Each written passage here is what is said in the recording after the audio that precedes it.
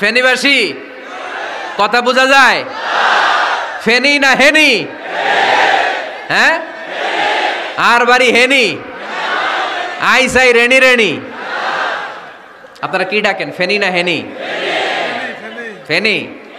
মাশাআল্লাহ মাশাআল্লাহ, খুব সচেতন ফেনীবাসী। আমার 64 জেলায় সুজলা সুফলা শস্য শ্যামলা, ঠিক কিনা? 64 জেলা নিয়ে আমার এই বাংলাদেশ। প্রত্যেক জেলায় আমাদের সৌন্দর্য আছে না নাই? এক এক জেলার ভাষার সাথে আরেক জেলার ভাষার কোনো মিল। সিলেটে ছিল আমার গতকাল মাহফিল, তা আমি জিজ্ঞেস করছি, ভাই সাহেব খিতা খররা, আপনারা বালা আসুননি? তো মহা খুশি, কারণ ওদের ভাষায় কথা বলেছি, ওরা ওদের ভাষাটারে বড্ড ভালোবাসে। আমরা প্রত্যেকে আমাদের প্রত্যেকের জেলাটারে বড্ড পছন্দ করি, ঠিক কিনা? আমার কলিজার টুকরা ফেনীর ভাইয়েরা, ফেনীর সোনার টুকরারা, খবরদার বন্ধুরা, নিজেরা নিজেরা যেন একে অপরকে এমন নামে না ডাকি যে নাম শুনলে সে কষ্ট পায়। আব্বা আম্মা আদর করে কত সুন্দর নাম রেখেছে, আবু বাকার, ওরে সবাই ডাকে বকইরা, কপাল পোড়া।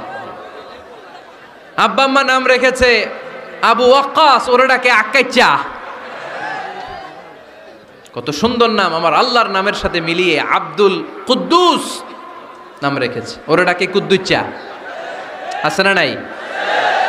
কবিরা গুনাহ করেছেন আপনি, কবিরা গুনাহ। It's not a simple deal, এটা সাধারণ কোনো ব্যাপার না, এগুলো সবগুলা কবিরা গুনাহ।